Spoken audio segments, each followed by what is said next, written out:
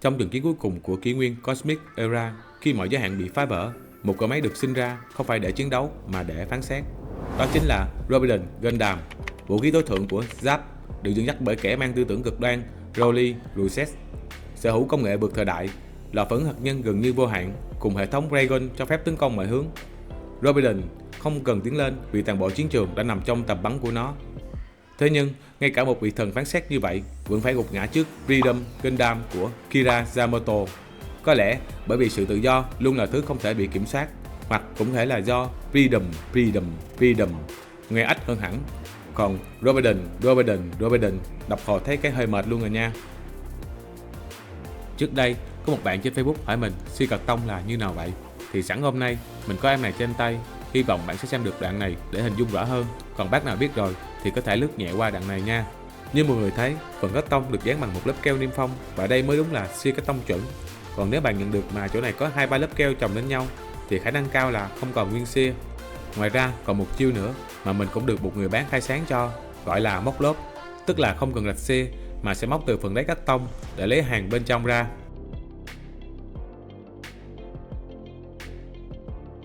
Ồ, được nè mọi người, nhưng mà thường sẽ để lại các nếp gấp khá lộ liễu, nhìn kỹ là biết ngay đã bị móc đáy, hay là do mình mở chưa khéo. Nhưng mà nếu người bán đã có ý gian dối tới mức đó thì cũng đừng quá lo lắng, vì mất siêu cắt tông, mình vẫn còn siêu hộp mà. Đây là Rebellion Gundam phiên bản Metebuild Climax Battle Over thuộc dòng hàng sự kiện Tamashii Nation 2025. Vì là hàng event nên sẽ có thêm hộp bìa bên ngoài, nhìn rất đặc trưng của Tamashii. Sản phẩm được phát hành 2 đợt, đợt đầu vào tháng 11 năm 2025 và đợt 2 vào tháng 5 năm 2026, với mức giá niêm yết khoảng 50.600 yên. Mặt trước hộp khá đơn giản nhưng vẫn toát lên khí chất của một con boss. Nhân vật chính chiếm trọn spotlight, được chụp cận và tập trung vào phần thân trên nên nhìn rất có lực. Ở giữa là dòng chữ Metebuild in bàn to, vừa sang vừa dễ nhận diện. Phần thông tin Rebellion Gundam được gọn ở phía dưới, còn góc trái là logo thuộc series Mobius Gundam Seed. Nhìn vào là biết ngay xuất thân của em này. Mặt sau thì bắt đầu sau kill. Ở đây sẽ có nhiều góc bâu khác nhau của Rebellion, đặc biệt là mấy cảnh bung full Raygun nhìn rất đã mắt. Kiểu nhìn vào là bạn sẽ hình dung ngay con này sẽ chân lên kệ rất hoành tráng. Đây là xi hộp dạng tròn được dán ở hai đầu. Nếu mình chia sẻ chưa đúng chỗ này thì mọi người có thể góp ý thêm ở phần bình luận nha. Cá nhân mình thì xi tròn kiểu này khá yên tâm, còn việc có làm giả được hay không thì mình không dám khẳng định. Nhưng riêng xi dạng hình chữ nhật thì đã có trường hợp bị làm lại xi mới rồi, nên mình cũng hy vọng sau này hãng sẽ dùng xi tròn nhiều hơn. Rồi, nói nhiều quá, giờ khui bên trong xem có gì. Bên trong sẽ gồm có 5 khay nhựa được bố trí gọn gàng, cùng với sách hướng dẫn đi kèm. Em này có lẽ là mẫu nhiều cây nhựa nhất mà mình từng review. Nhìn vào là thấy ngay, đồ chơi đi kèm rất nhiều nên phần trải nghiệm cũng sẽ khá là đã đó.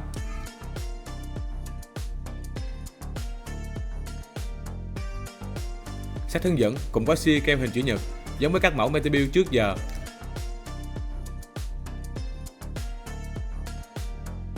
Trang đầu sẽ là phần tổng quan liệt kê các phụ kiện có trong mẫu để mình dễ theo dõi.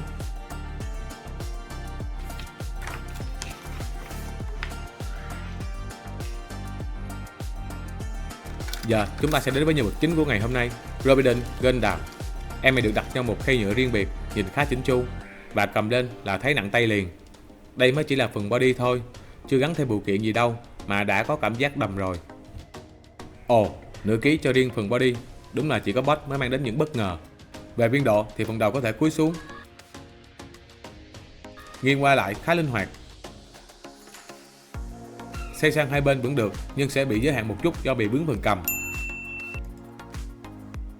Phần hông có thể nghiêng qua hai bên và gập xuống khá sâu, giúp tạo được mấy tư thế kiểu như là lao tới tấn công.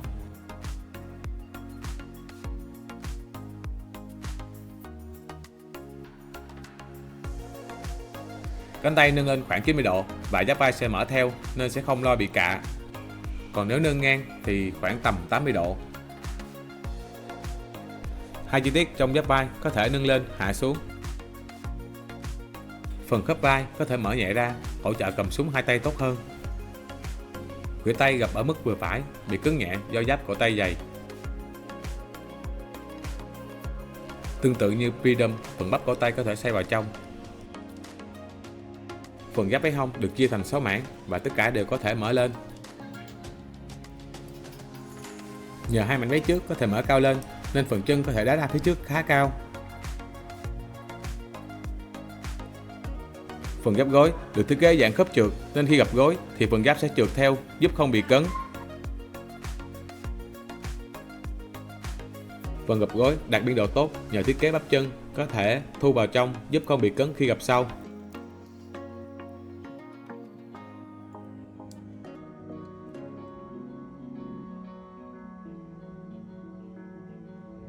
Váy sau nâng lên được, giúp chân đưa ra phía sau dễ hơn khi tạo dáng bay. Phần giáp cổ chân cũng có thể mở lên, nhưng cá nhân mình thấy không hỗ trợ nhiều vì mũi chân của Robden Gundam đã có khớp bập xuống, và khi gập lên thì mũi chân gần như bằng với phần gót, nên biên độ không thay đổi đáng kể. Cặp bàn chân của em này có một điểm mà mình chưa ưng lắm, đó là phần gót chân bị cố định khá chặt. Khi đặt trên mặt phẳng sẽ dễ nhận ra là chưa thực sự cân bằng, nhìn rất khó chịu. Và đây chính là điểm ăn tiền nhất của Robden Gundam hệ thống Raygun. Hiểu đơn giản là có 11 cái flycam vũ trang bay xung quanh, được điều khiển trực tiếp bằng ý nghĩ và có thể tấn công mục tiêu từ mọi hướng bằng tia laser. Hệ thống Raygun gồm 3 mảnh lớn, mỗi mảnh có 9 nòng súng laser và 8 mảnh nhỏ, mỗi mảnh có 2 nòng. Tổng cộng là 43 nòng súng laser có thể bắn ra cùng lúc. 3 mảnh lớn được gắn trên backpack theo các vị trí góc 9 giờ, 12 giờ và 3 giờ. Ngoài ra còn có 2 mảnh cỡ vừa được bố trí xung quanh phần rìa của backpack. 4 mảnh ngắn nhất nằm ở hai bên hông, mỗi bên 2 mảnh. Các mảnh được gắn vào khá chặt nên không có kiểu lỏng lẻo, nên mọi người cứ yên tâm.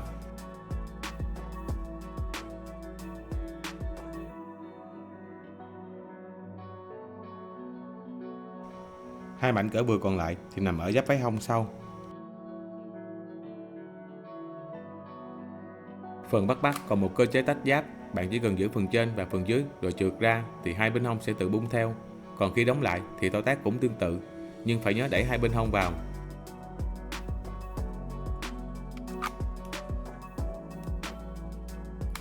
Ba mảnh Raygun lớn có thể trượt ra và gập vào trong. Hai mảnh cỡ vừa chỉ có thể gập vào trong, mô phỏng các mảnh phóng tới kẻ địch.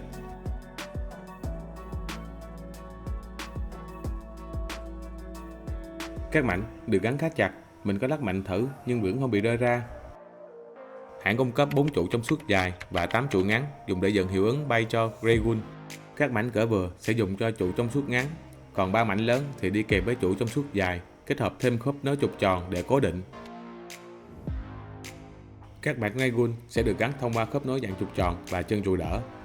Theo khuyến cáo thì các trụ trong suốt có thể bị gãy ở phần khớp, nên đoạn này mọi người thao tác cẩn thận một chút. Các trụ trong suốt đều có khớp điều chỉnh, cho phép hướng ra trước hoặc ra sau, tùy theo cách tạo dáng.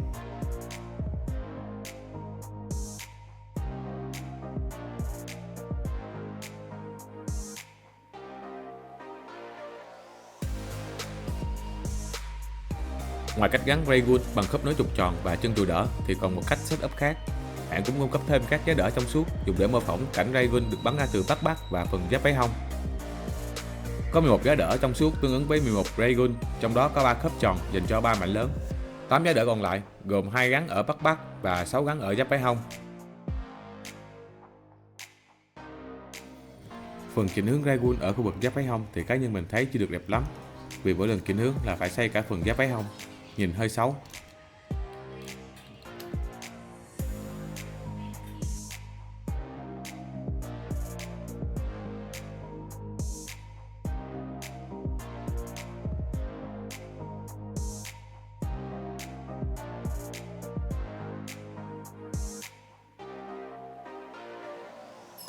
Phần backpack được gắn sau lưng thông qua khớp kép nên có thể điều chỉnh nâng lên, nhưng mọi người cũng đừng quá bận tâm vì hãng đã trang bị thêm một khối nốt bi để đỡ phần backpack, giúp cho giữ chắc hơn.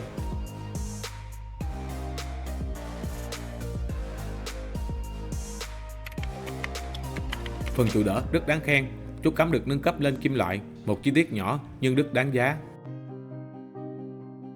Tiếp theo, mình sẽ đến với vũ khí chính, khẩu Judicium, cây súng có thiết kế khá dài và hầm hố. Theo phim thì công suất còn cao hơn cả súng trường của Freedom Gundam. Khẩu súng được trang bị hai bán cầm, tay cầm chính dạng trượt, còn tay cầm phụ có thể lật sang hai bên để hỗ trợ dáng cầm hai tay. Súng có cơ chế bung mở, khi kéo phần nòng ra thì các chi tiết xung quanh cũng sẽ mở theo, kiểu như là đang kích hoạt chế độ bắn full công suất. Phần đuôi súng thì cũng tương tự như vậy. Còn đây là phần khiên được gắn ở tay trái. Đây là dạng khiên tổng hợp, tích hợp cả súng và kiếm trong cùng một thiết kế. Phần đầu khiên có thể trượt dài ra, còn các mảnh giáp hai bên có thể bung ra, tạo cảm giác như đang kích hoạt chế độ tấn công. Khiên gắn với hiệu ứng beam vào thì khá chắc, mình có thử rung lắc nhưng phần hiệu ứng vẫn giữ rất ổn, không bị lỏng. Khi gắn khiên lên tay, mình có một cách khá ổn, vừa đẹp vừa chắc. Chỉ cần tháo phần dây cầm phụ ra rồi khóa trực tiếp vào chốt cẳng tay là được, vừa nhanh mà vẫn giữ rất chắc. Khi gắn full phụ kiện thì em nó nặng gần 1 kg. Chiều cao tổng thể rơi vào khoảng 33 cm tính từ chân lên tới ngọn Dragoon.